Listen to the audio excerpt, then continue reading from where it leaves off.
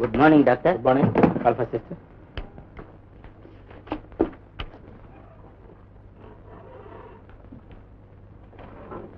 Good morning sir. Good morning sister.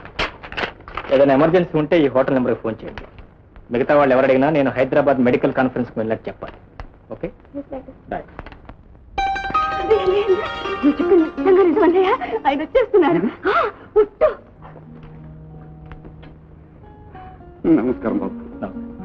కూర్చోండి బాబు.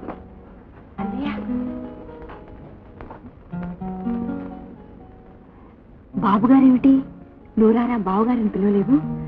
ఆయనకి కొబ్బరి నీళ్ళు కావాలేమో, తీసుకొస్తావా? ఇప్పుడే వస్తాను బాబు.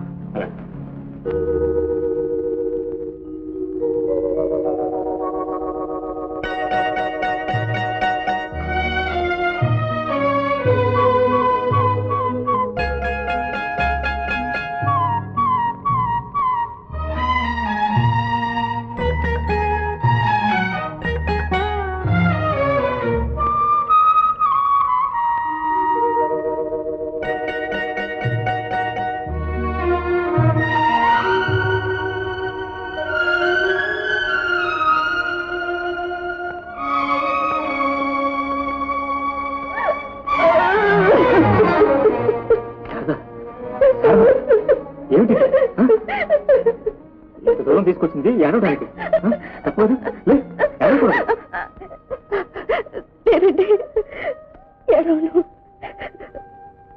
కడుపులో దుఃఖం అంతా కరిగి కన్నీళ్లతో పోయిందిగా, ఇక నవ్వేస్తాను.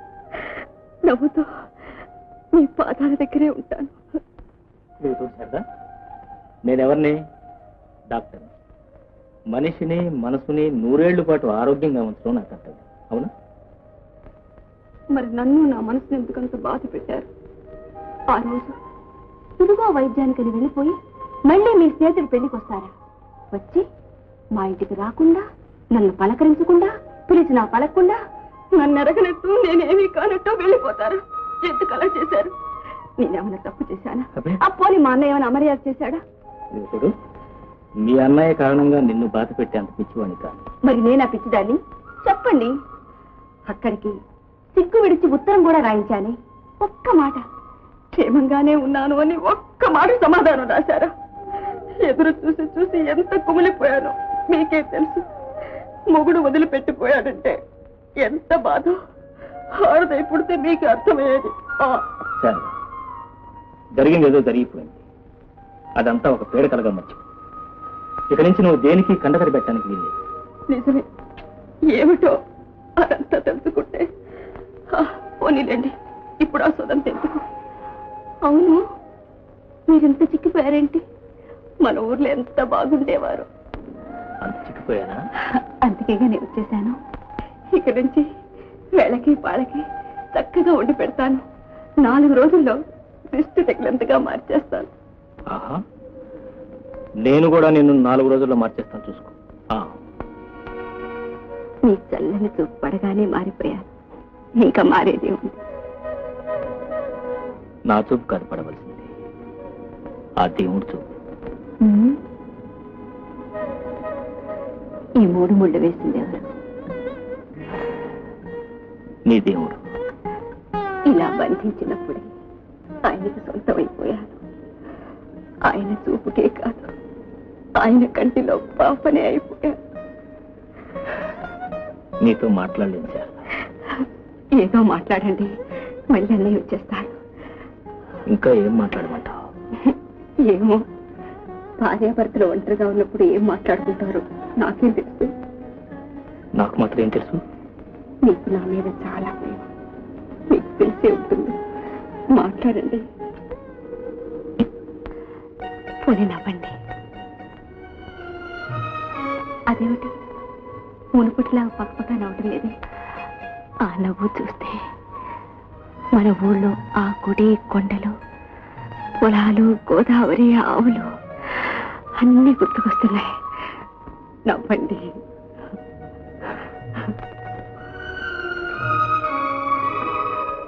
ఆలస్యమైంది.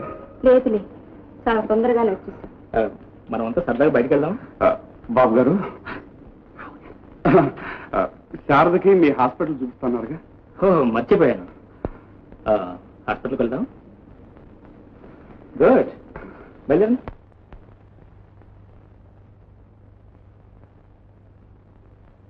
అదేమిటండి మార్కెండేలా అదిపట్టు కూర్చున్నారు? భోజనానికి రారా ఏమిటి? నాకు భోజనం వద్దు, పగ్గులొద్దు, వెళ్ళు. మమ్మీ తినమను తినమను, ఇదే చివరి భోజనం. అదేమిట్రా? నాన్న తమ ప్రాణాలు హరించబోతున్నా. ఒరే ఒరే ఒరే, ఎంత చేట మీ నాన్నరా? కావాలంటే ధనం మాత్రం తీసుకొని ప్రాణాలు వదిలే. మమ్మీ నీ పతిభక్తికి మెచ్చాను. అటు చూడు ఎనం పెట్టి భక్తి. బావురు కప్పులు ఎలా కావు నుంచి కూర్చున్నాడు. డాడీ లేకపోతే వాడే నేను వీడే నువ్వు మర్యాదగా లేస్తావా? రాజు ఏమన్నారు? ఇప్పుడు మాట్లాడండి రా, మాట్లాడండి. ఇప్పుడు ఏమన్నారు? మిమ్మల్ని తప్పుగా ఏదైనా మాట్లాడారా? తప్పుగా మాట్లాడడం కదరా, బాగుతున్నారు. లిస్ట్ వచ్చేట్టు బాగుతున్నారా? ఆ చెవిటిదండి.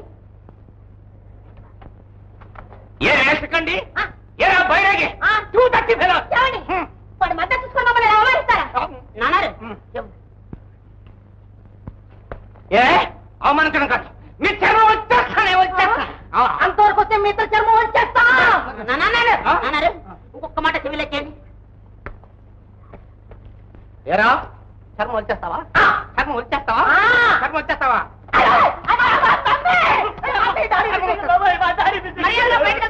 లేకపోతే తుపాకీని పేల్చేయమంటారా?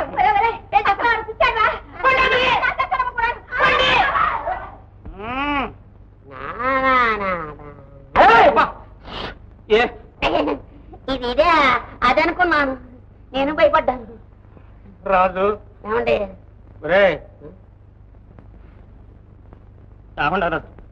నాన్న పిల్ల, నాన్న నిన్ను వరారా పిల్లరా.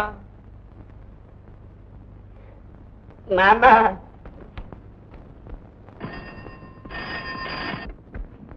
Hello, Mrs Murthy here. లేరండి, హైదరాబాద్ వెళ్ళారు. 4 రోజులైంది, రేపు వచ్చేస్తారు. ఏంటి ఇంజక్షన్ తీసుకున్నారా? అయితే వేరే మూర్తి గారే ఉంటారు. అరే ఆయన ఊరు వెళ్ళారండి, చెప్తుంటే మీకు కాదు. మళ్ళీ ఎందుకు వచ్చావు? డాక్టర్ గారు ఊళ్ళోనే ఉన్నారని చెప్పడానికి వచ్చాను. ఊళ్ళోనే ఉన్నారా? అవునమ్మా, మొన్న నిన్న ఇవాళ అంతా ఊళ్ళోనే ఉన్నారు. హోటల్ అజంతా రూమ్ నంబర్ 99లో పక్కన పిల్లట్టుకుని సరసాలాడుతున్నారు. Hotel Ajanta room number 99. Hotel Ajanta room number 99. Hotel Ajanta room number 99.